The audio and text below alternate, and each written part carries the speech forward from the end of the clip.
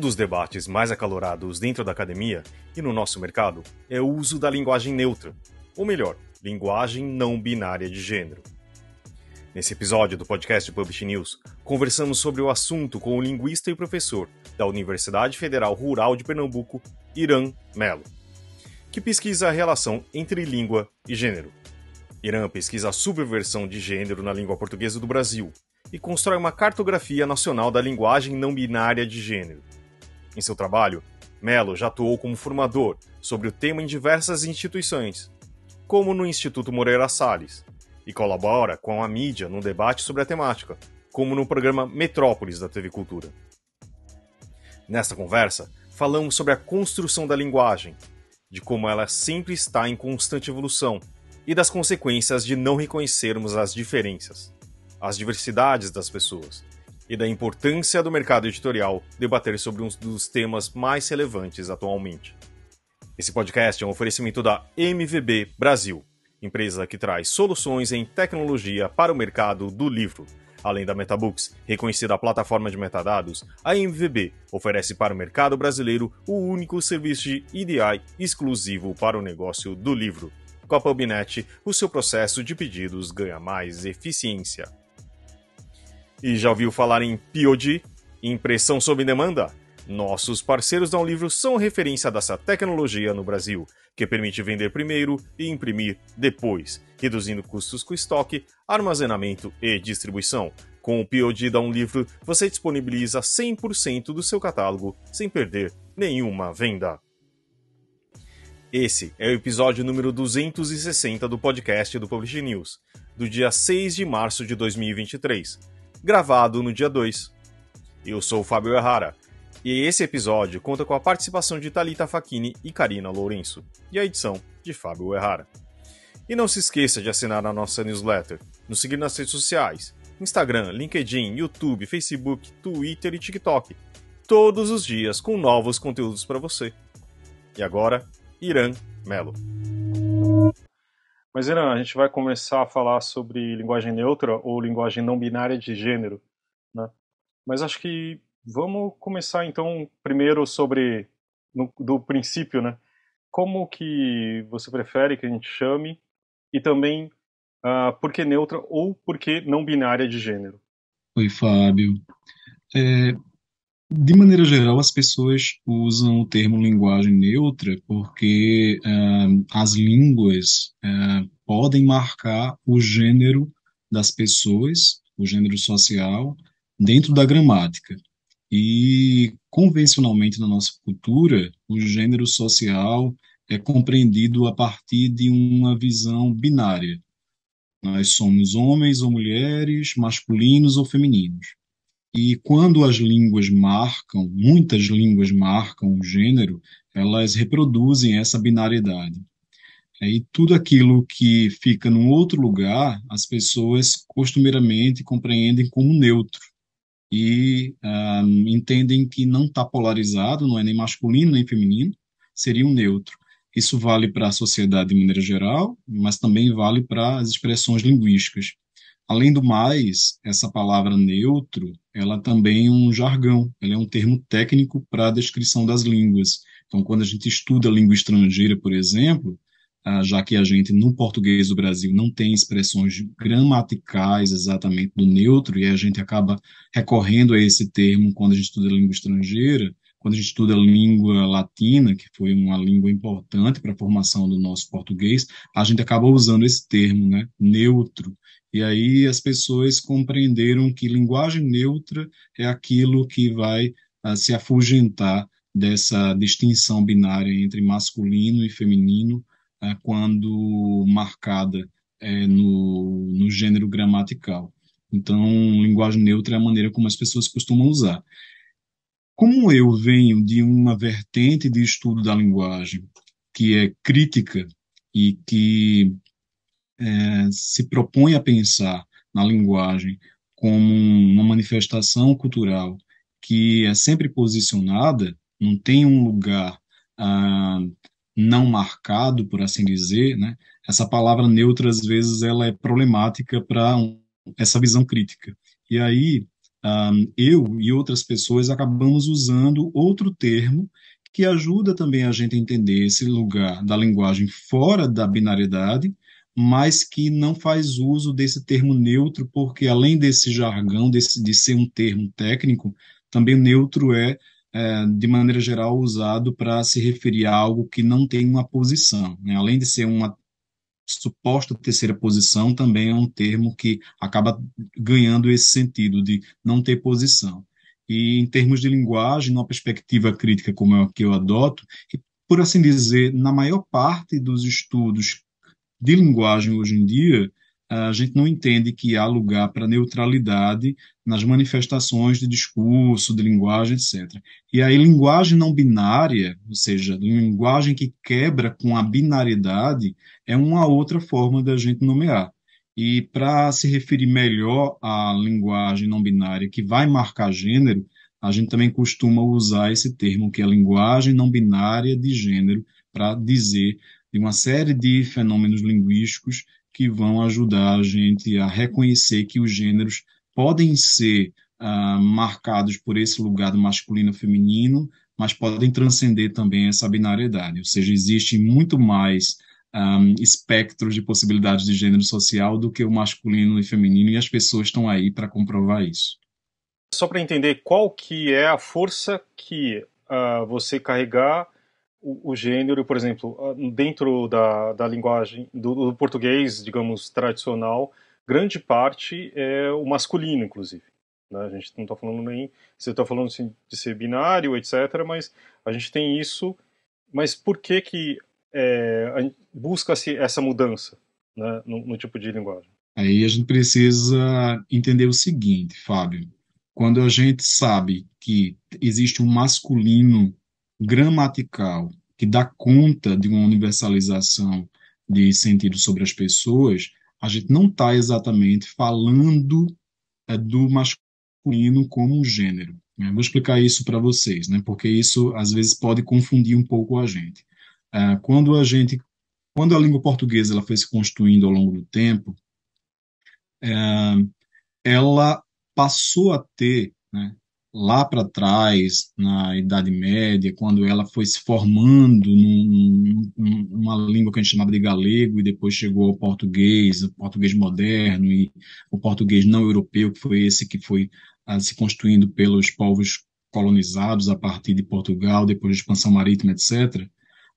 A gente teve ali, com a construção desse português que foi se espalhando pelo mundo, né, uma herança do latim que acabou gerando uma forma linguística que é reconhecida como masculino gramatical e que serve para representar o masculino social, quando, por exemplo, eu digo ele está aqui presente e eu posso me referir a você, Fábio, que provavelmente se reconhece como masculino social, como um homem, usando um masculino gramatical.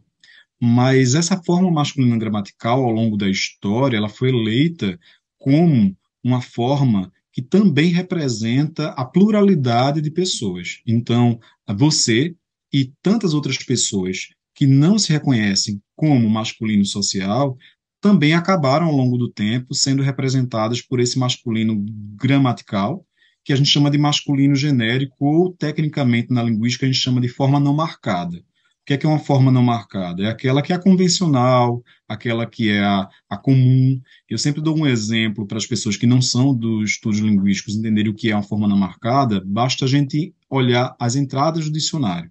Quando a gente procura, por exemplo, o que é uma categoria profissional como professor no dicionário, a gente não vai achar na entrada dele, no verbete, aquela entrada no dicionário semântico, professora. A gente vai achar professor, porque professor é a forma canônica, convencional, é esse masculino gramatical que é generalizante. Então, eu digo os professores da educação básica, envolvendo aí homens, mulheres, pessoas trans, pessoas não binárias, várias pessoas de gêneros diferentes, pela palavra professor, porque ela é a palavra não marcada. A questão é que essa forma que, coincidentemente, é a mesma para designar os homens, sendo usada ao longo da história do português, e não só do português, de outras línguas também, como aquela que representa a pluralidade das pessoas, não aconteceu por acaso.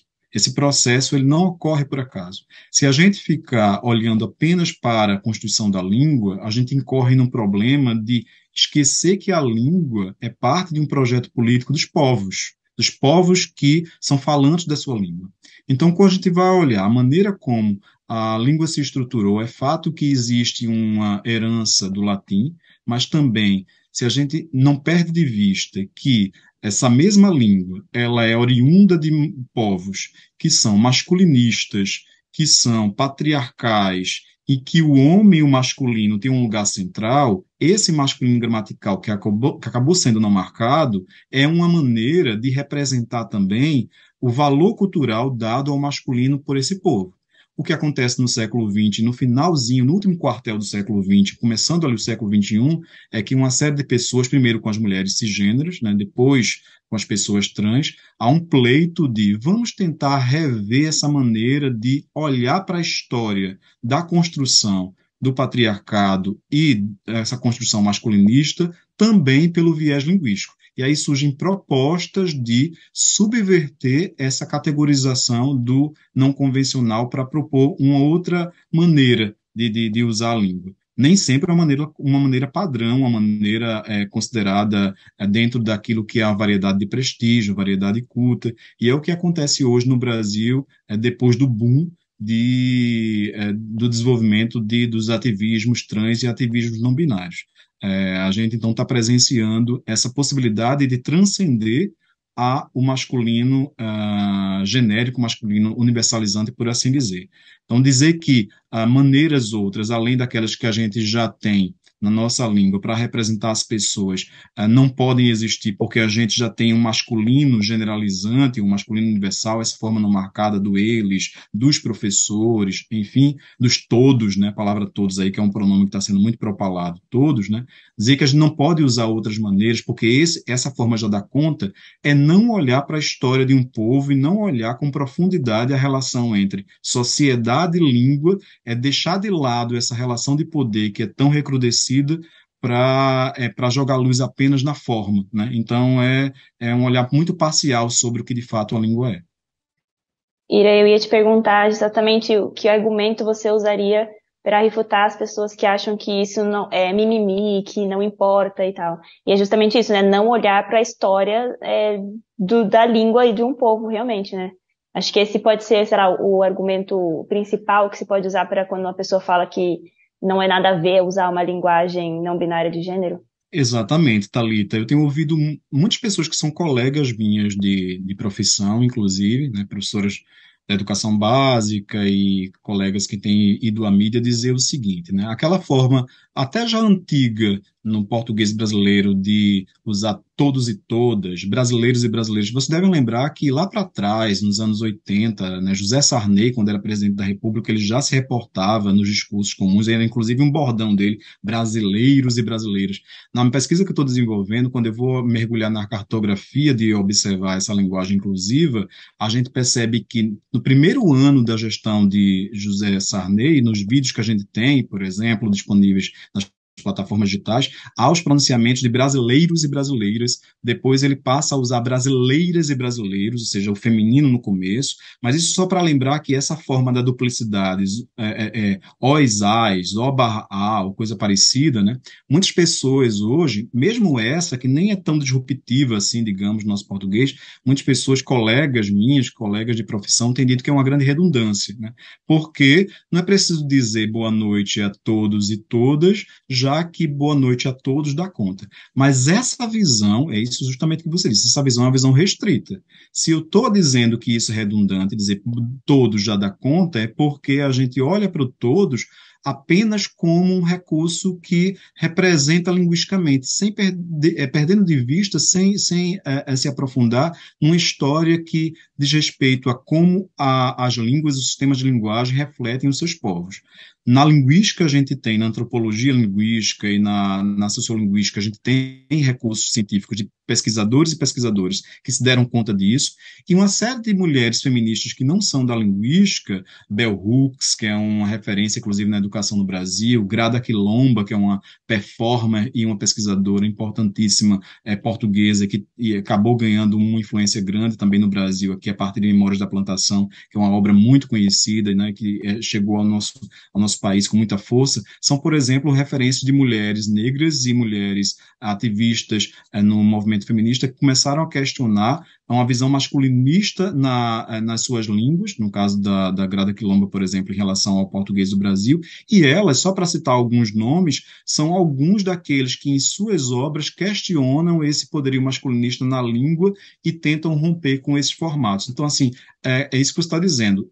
Se a gente olhar um pouquinho para a história da composição das línguas e sistemas de linguagem, a gente rapidamente observa que esse argumento de que é redundante e que não serve, ele cai por terra. Então, muito mais uma visão política, uma perspectiva de olhar sobre os usos linguísticos do que exatamente uma questão de como a gramática funciona, né? Descontextualizando a gramática da história. E seguindo nessa história, é como se a gente estivesse numa constante evolução, né? E eu acho que, dando a minha opinião e fazendo parte da pergunta que eu quero te fazer, é que muitas séries de streaming, por exemplo, sei lá, Sex Education, que é a primeira que me vem à cabeça, ou novelas, estão adotando esse tipo de linguagem e ajuda muito mais a propagar isso para as pessoas, né? Eu queria saber o que você acha delas se colocarem à frente e começarem a fazer essa mudança e mostrando para o povo que é sim uma coisa importante de ser usada, de ser discutida e ser colocada em prática. E também a sua parcela de ajuda nessa história toda, porque acho que você já prestou consultoria, né, para alguns programas e tal. Como que funciona isso no geral? Essas séries e uma série de produtos hoje, tanto da mídia de massa quanto, enfim, né, uma série de produtos que têm se articulado para usar formas que vão, de alguma maneira, responder à pluralidade de gênero que existe, né, é simplesmente uma demanda social que é característica do nosso tempo. Muitas vezes isso é uma resposta também ao que os movimentos ativistas, articulados, coletivos, militantes de grupos dissidentes de gênero têm pleiteado no mundo inteiro, mas eu diria para você que esse é um movimento comum das línguas, né? Quando eu estou desenvolvendo a pesquisa sobre. Aí, nesse caso, quando você fala de Sex Education e de várias outras obras, a gente pensa muito num modelo de linguagem não binária, e de linguagem inclusiva, que também é um outro termo que a gente usa, para além daquela díadezinha todos e todas, brasileiros e brasileiras, que é um uso jamais disruptivo, que é a tentativa de criar modelos que são alguns deles novos nas palavras, para dar conta de uma terminação, às vezes, no vocábulo, na palavra, que não é exatamente aquilo que é típico do masculino e do feminino. Então, por exemplo, a gente tem um modelo, não único, mas um modelo mais estereotípico do masculino e feminino a partir das terminações das palavras, que são substantivos, adjetivos, por meio do O e do A. Então, a gente, por exemplo, pensa imediatamente quando a gente quer, se a gente quer, no campo da ficção, digamos, criar um nome que vá ser referência para o masculino, imediatamente a gente usa esse template, esse modelo do O. Se a gente quer criar um feminino, a gente usa esse modelo do A, né? Não que seja o único, a gente sabe disso, mas são estereótipos ali, né?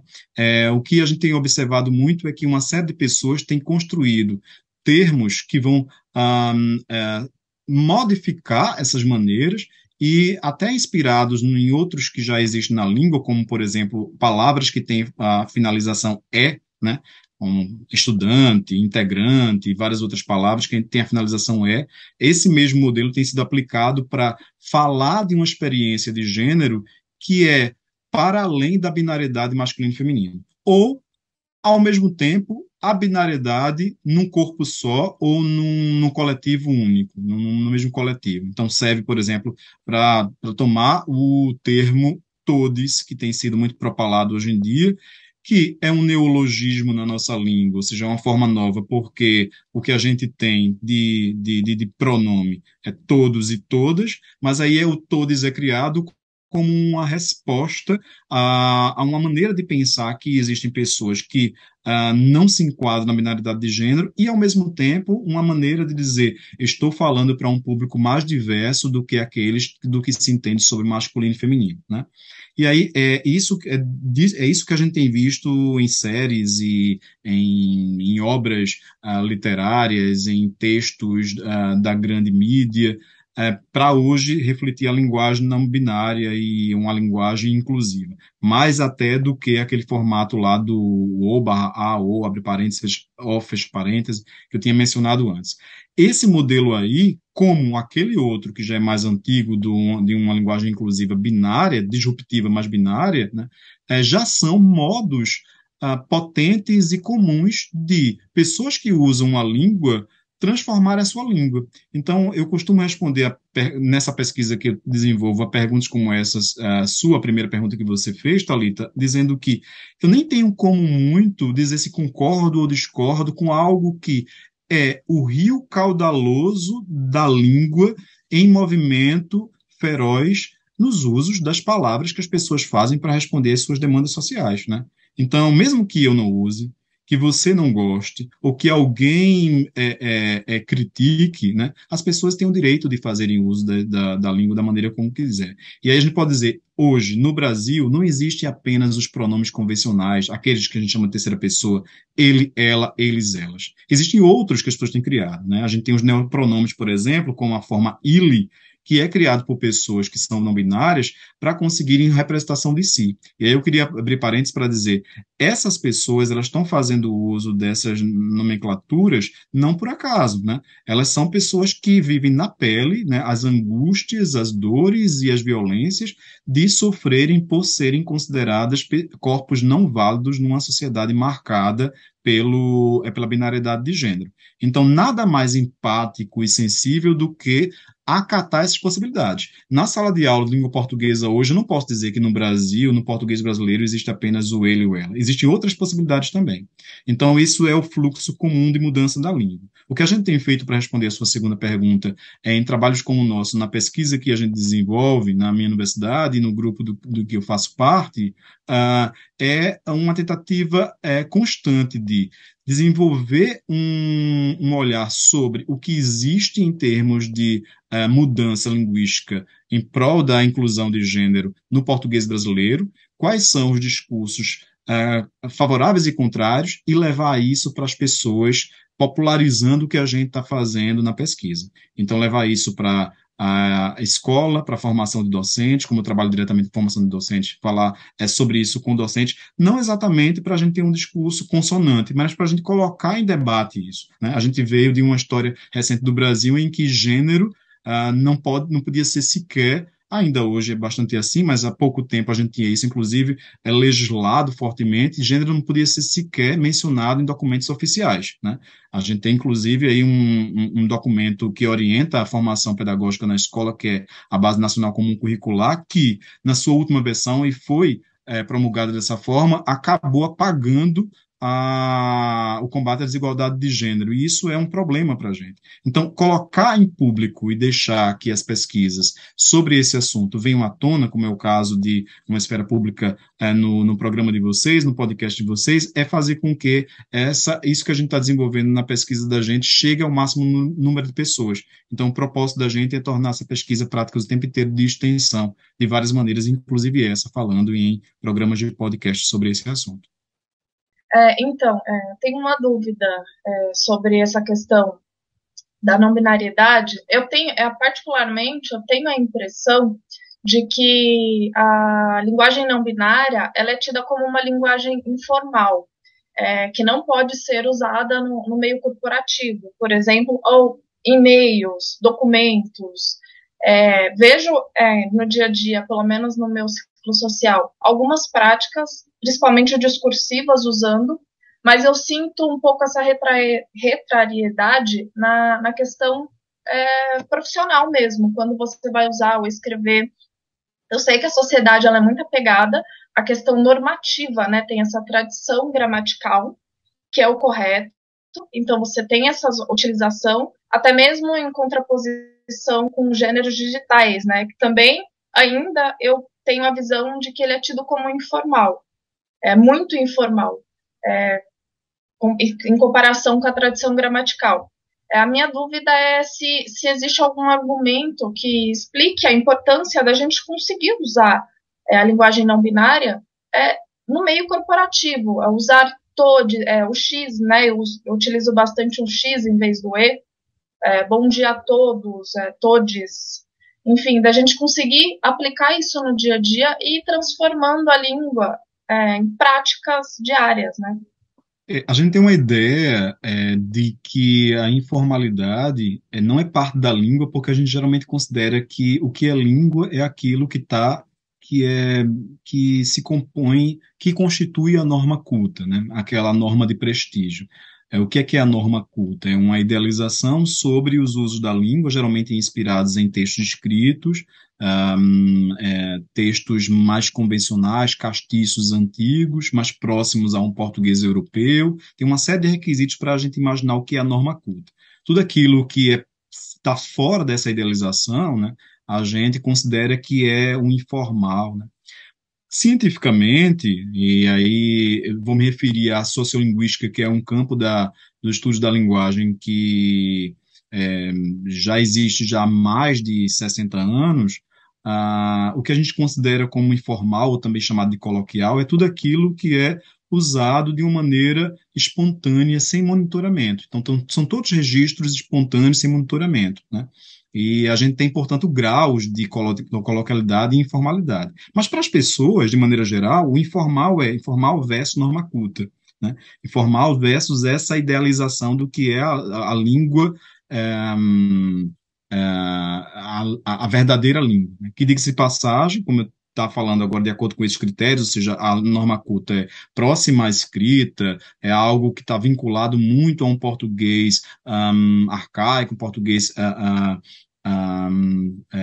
europeu. Vou dar só um exemplo aqui para a gente ter uma ideia. A gente idealiza muito quando a gente aprende o português no Brasil, nas escolas, sob a ideia, a perspectiva da norma culta, que a gente deve usar aquela colocação pronominal que a gente costuma chamar na escola de ênclise, próclise e mesóclise, que é a utilização da colocação de um pronome exatamente em determinado lugar, de acordo com algumas normas, de acordo com algumas regras que a gente aprende. Então, por exemplo, não se pode dizer me dê uma caneta, e sim dê-me uma caneta. Não se pode usar o futuro do verbo como e usar um desses pronomes no interior do futuro do verbo, no verbo no futuro de qualquer forma. Essas normas, que são normas extremamente valorizadas dentro daquilo que é uma variedade de prestígio, da norma culta, não faz o menor sentido para as pessoas no Brasil, porque em vários registros, nos registros mais oficiais, nos registros menos oficiais, a gente não usa. Isso é puro preciosismo. E vou dar um outro exemplo aqui, só para fechar esse parêntese do que a gente pode pensar como que é norma culta, é algo que acho que salta aos olhos da gente quando a gente na escola aprende. Olha que a gente passa 11 anos na escola, bastante tempo estudando, e desses 11 anos, todos os 11 anos na educação básica, com a disciplina, com o componente curricular de língua portuguesa, a gente aprende na escola que os pronomes pessoais utilizados para se referir a gente, que a gente chama de pronomes pessoais do caso reto, oblíquo do caso reto, isso é uma nomenclatura técnica, são eu, tu, no Brasil, eu, tu, ele, nós, vós, eles. Né? A gente aprende isso e vai aprender a conjugação de uma série de tipos de verbos na escola a partir dos pronomes. Né? Aqui e acolá, a gente reconhece uma outra forma, como em vez de nós, a gente, né, a depender do texto, né, mas a gente ainda continua ensinando nas escolas e dedicando um tempo pedagógico grande a ensinar a utilização do pronome vós e a conjugação dos verbos referentes a ele. Aí eu pergunto a você e as pessoas que estão nos ouvindo, quem usa as conjugações flexionadas, normativas desse pronome, conforme o que a gente aprende na escola? Quais são os usos sociais que a gente faz disso? Eu só lembro da Bíblia, e olhe lá, a depender da tradução e a depender da versão da Bíblia, e pouquíssimos textos mais castiços de pessoas que gostam de falar assim para ter uma pompa do português antigo, né? Isso é só um exemplo para a gente ver que o que a gente chama de norma culta não se sustenta na realidade. Onde é que ela mais aparece? Naqueles lugares que vão ser mais conservadores, né? A gente vê muito a norma culta sendo empregada em textos legislativos, porque são muito referentes a uma linguagem escrita que conserva uma prática de letramento de um português mais arcaico, vinculado a uma área que é mais fechada nesse sentido, como direito. A gente observa isso, bom, basicamente nesses campos mais fechados, como a área de direito, na justiça. Se a gente for para a grande imprensa, a imprensa inclusive considerada bem escrita, né, bem redigida, a gente vai ver que muito da norma culta se perde em uma variação muito grande de usos que a gente tem. Bom, isso aí, voltando para a sua pergunta, quer dizer, o que a gente compreende como que é informal, né, em relação à norma culta, né, não se sustenta, porque muito do que a gente compreende como que é informal já faz parte dos nossos usos, que são usos oficiais de textos escritos como dissertações de mestrado, teses de doutorados, de artigos de opinião publicados em revistas e jornais, de reportagens jornalísticas, de textos da mídia em geral, de textos escritos, inclusive, para concursos, certames, seleções, vestibulares, etc. Então, o que é que tem nesse universo do informal, que a gente está chamando aqui de informal, versus o normativo, a norma culta, que caracteriza uma linguagem disruptiva, uma linguagem inclusiva, que a gente nega muitas vezes? São, de maneira geral, parte daquilo que não foi oficializado pelas entidades que vão reconhecer dentro do Estado o que é o uso oficial da língua. No caso do Brasil, a gente tem o vocabulário ortográfico da língua portuguesa, o VOLPE, a gente tem uma instituição como a Academia Brasileira de Letras, a gente tem documentos da Presidência da República que vão chancelar a maneira como a gente escreve os textos oficiais, mas vejam, essas instituições, de maneira geral, elas são muito próximas àquele ideário de escrita e de pensamento da língua que é a da norma culta, né? Ela, inclusive, prescreve alguns muito poucos registros da nossa língua, né? Quando a gente está, portanto, num campo de disrupção, de mudança da língua, pensando nas questões de gênero, muito do que é feito hoje em dia não é absorvido diretamente por essas instituições, né? Pelo VOLPE, pela Academia Brasileira de Letras, pelo o documento orientador da Presidência da República que vai guiar os textos normativos oficiais, e também, muitas vezes, pelos documentos parametrizadores da educação, como eu falei agora no caso da BNCC. A partir do momento que a BNCC diz que cabe à escola combater as violências, mas não especifica que violências são essas, não diz, por exemplo, que se trata de violência, LGBTfobia, machismo, misoginia, capacitismo, não fala da injúria racial com esses termos, ela paga as possibilidades e aí não dá margem para que as próprias práticas pedagógicas, já que é um documento que orienta, né, o currículo, exerçam, por parte do docente, recursos para pensar, no caso da língua portuguesa, aquilo que não é parte dos documentos oficiais. Ou seja, de maneira geral, o que a gente tem num conjunto de possibilidades de recursos da linguagem não binária, da linguagem inclusiva, está muito distante do que a norma culta vai considerar, vai absorver, a norma de prestígio vai absorver. É por isso que a gente vai deixar de olhar com cuidado, dizer, fazer uso, ser sensível para articular de alguma maneira. Não. Aí tem um dado muito interessante dessa cartografia que a gente faz na pesquisa que eu desenvolvo, que parece que as instituições mais conservadoras, tradicionais, não estão absorvendo, mas isso não é verdade. Eu tenho visto que, por exemplo, dessas maneiras que você mencionou, você citou aí o uso do X, que você disse que faz, de forma escrita, porque não tem pauta sonora, né? O caso de determinação que é o ezinho no final, como eu mencionei, no pronome todes, etc., né? Dessas possibilidades aí, esse que é o morfema, chama de morfema E, o morfema no final das palavras, têm sido muito mais usados por várias instituições por causa da pauta sonora e também porque ajuda as pessoas que têm baixa visão, que precisam de aplicativo de ledores, pessoas também com dislexia, lerem melhor.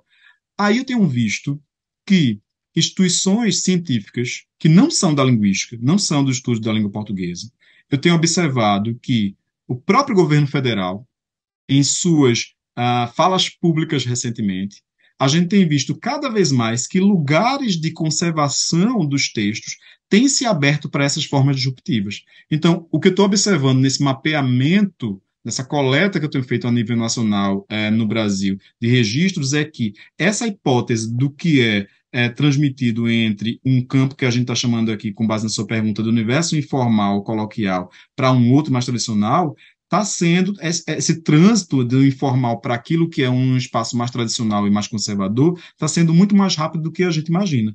Esse é um movimento comum na mudança linguística. Aí, só para encerrar essa resposta, a gente tem uma convenção de mudança linguística que nasce geralmente do espaço mais coloquial, produzido por jovens e artístico. Geralmente a mudança nasce desses campos discursivos. Nascem da arte, da poeticidade, da fala de pessoas jovens, do espaço mais coloquial, mais informal, menos monitorado, e vai para outros com uma diferença sobre esses aspectos. E a gente tem observado isso em relação à linguagem não binária. O futuro vai ver o que é que vai ficar, se algo vai ficar. Mas eu posso dizer a vocês que o crescimento de usos variados em vários registros diferentes da língua portuguesa, em relação a essas neologias, essas novas formas de linguagem não binária, tem crescido vertiginosamente nos últimos anos. Ao contrário, inclusive, das manifestações políticas dos últimos anos, conservadoras e castradoras desse modo que a gente viu a nível federal, e também a gente vê em vários estados, tem havido muita resistência, as pessoas têm usado com muita mais propriedade, até para falar sobre os corpos não binários, as existências não binárias, como uma maneira de ser empática à inclusão dessas pessoas no mundo e de combater a transfobia também. Eu ia fazer essa pergunta, mas acho que você respondeu super bem, de como que isso afeta, e a gente está falando com o mercado editorial, né? Esse é um podcast do Publish News que fala para o mercado editorial, né? Que eu acho que é uma coisa também de a gente, as coisas mudando, e também quem escreve, né, e quem revisa, quem faz o bastidor também, e essas mudanças vão permeando, né? Elas não, tipo, se você tiver aberto a essas mudanças, né? Eu acho que assim, o que eu queria saber de você, na verdade, acho que talvez seja uma coisa simples, mas que talvez encare como algo inicial, que é como que a gente se porta no dia a dia, por exemplo, em sendo educado, digamos assim, por exemplo, com você, né? Para a gente sermos respeitosos dentro de uma linguagem que seja, como você falou, neutra ou não binária, etc., como que a gente pode chegar, abordar as pessoas, seja por escrito ou mais primeiro de forma pessoal? Acima de tudo, quebrando os pressupostos de que as pessoas são divididas entre homens e mulheres e são todas heterossexuais. Tem duas máximas na nossa cultura ocidental, urbana e capitalista, Fábio, que é a seguinte: nasceu com um corpo formado por uma vagina, um corpo XX, naquele sistema útero, ovário, vagina, mulher. Nasceu com um corpo formado por pênis, naquele sistema próstata, pênis, testículo, num corpo geneticamente XY, homem. Esse pressuposto, que é o pressuposto da heteronormatividade, essa palavra, inclusive, ela tem sido muito promovida, as pessoas têm absorvido muito esse termo ultimamente, ele não deve mais existir. Então, a gente não pode partir da visão de que eu estou aqui, por exemplo, diante de um público ouvinte que é formado de homens por homens e mulheres. Acabou isso, não dá mais para a gente sustentar isso em 2023. Então, assim, quebrar esse pressuposto é básico. E quebrar o pressuposto também de que as pessoas, isso é do ponto de vista de gênero, quebrar o pressuposto também que as pessoas são necessariamente heterossexuais, que é uma outra camada, uma outra questão, né? Mas, do ponto de vista de gênero, que é o que toca exatamente a sua pergunta, se eu quebro esse pressuposto, eu já não parto do princípio que eu estou falando aqui com um homem. Eu tenho de interrogar você para saber se você se lê como um homem, se você se considera como um homem. E, para isso, é muito simples quando se trata de um contato individual, né? Observar como você se refere a si, ou, tendo dúvida, perguntar. Ultimamente, a gente tem usado muito uma forma aqui no Brasil, que tem sido também difundida e que a gente absorveu de outros países, dos Estados Unidos, por exemplo, que é perguntar qual o pronome das pessoas quando a gente tem dúvidas sobre como ela se refere. Isso do ponto de vista pessoal, quando a gente tem uma relação individual. Agora, se a gente escreve textos públicos, né, e escreve, portanto, textos na grande imprensa, está produzindo material como livros, sejam eles de que natureza for, escrevendo teses, dissertações, e que, portanto, a gente fala de pessoas de maneira geral, é não universalizar essas pessoas como se elas fossem sempre encaixadas nesse binário. E sendo nesse binário, não imaginar que elas são necessariamente preenchem o perfil de uma pessoa que é lida como um masculino conforme ou um feminino conforme. Por exemplo, eu sou lido como uma pessoa que se identifica como um masculino conforme, mas eu tenho uma série de atravessamentos femininos. Então eu posso me identificar como, e me identifico como um homem feminino. Né? Ao longo da minha trajetória, as pessoas começaram a ver marcas semióticas de linguagem em mim, no meu corpo e naquilo que eu disse que é de um homem feminino. Ou seja, também tem essa questão, que é olhar para o gênero não só como uma bipolaridade e ver muito mais camadas e nuances, caso as pessoas queiram adentrar nessa bipolaridade. Aí quando se trata de um texto que eu escrevo para o máximo número de pessoas, tem um certo cuidado para não universalizar essa binariedade. Ou seja, quebrar as pernas da heteronormatividade e da heterossexualidade compulsória.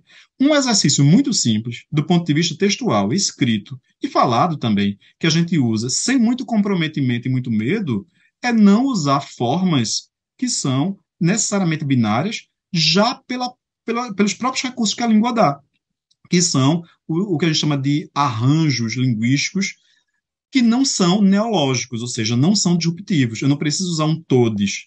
Eu posso dizer boa noite, pessoal, sem precisar boa noite a todos. Boa noite às pessoas presentes. Tem uma pessoa, inclusive, é coringa, né, para isso.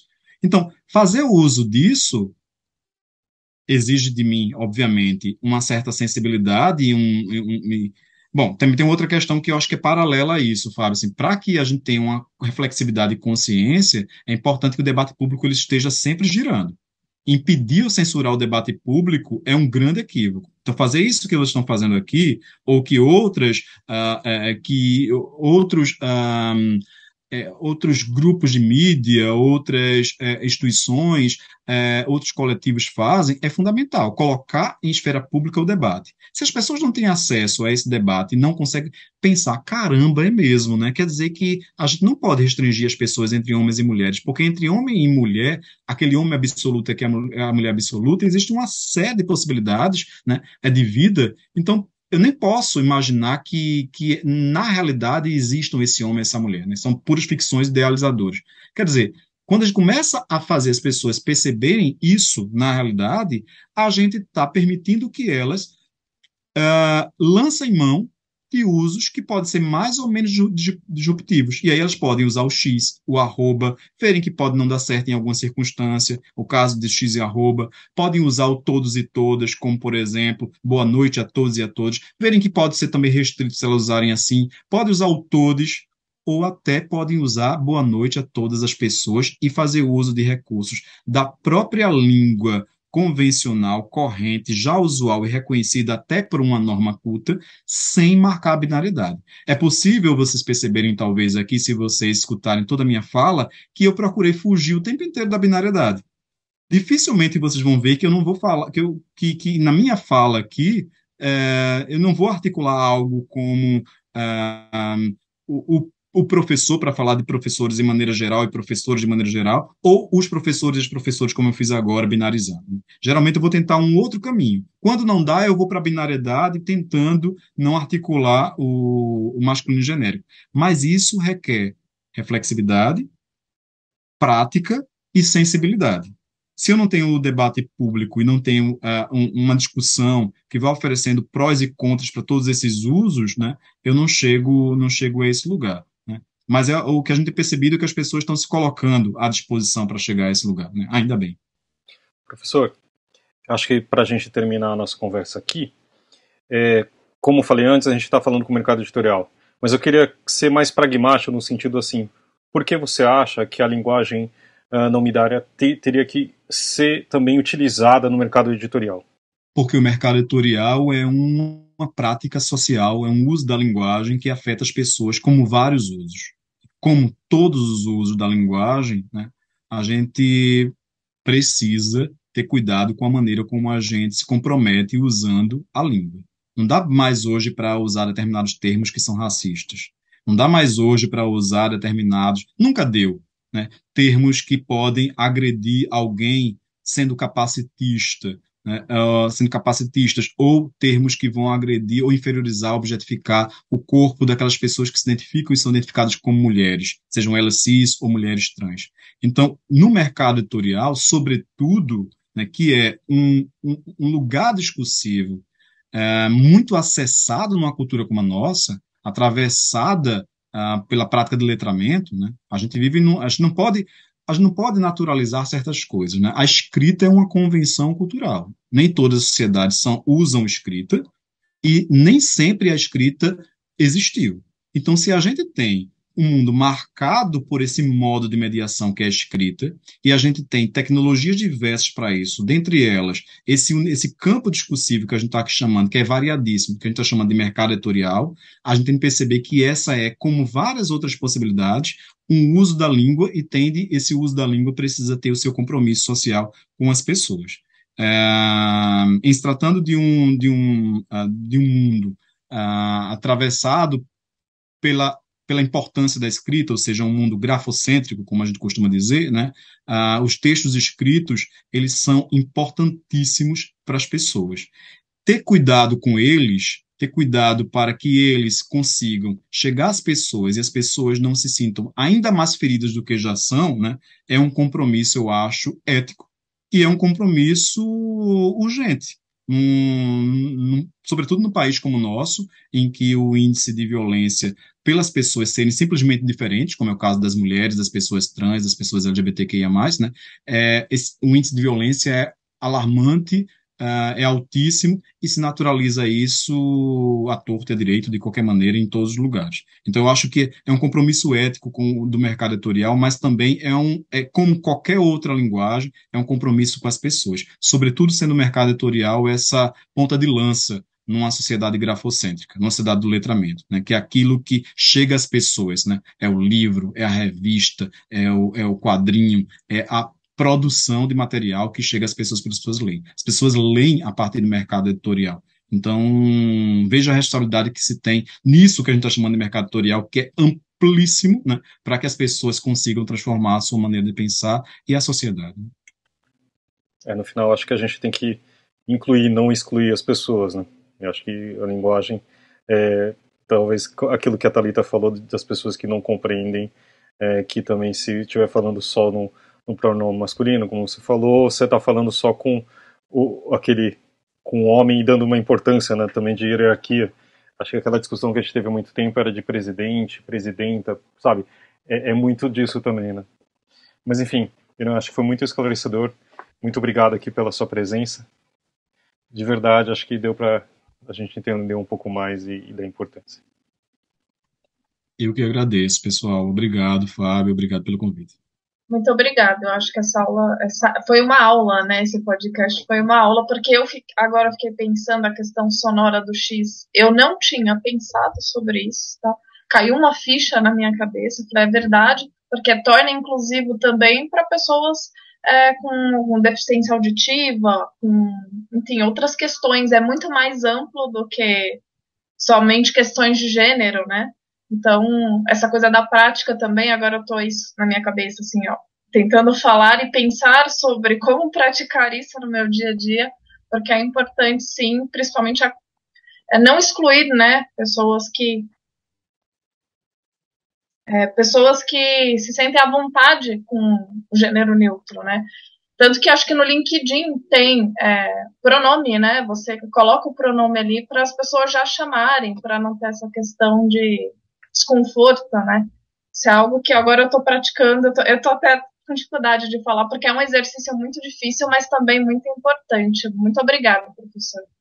Então tá bom, gente. Obrigado e até semana que vem.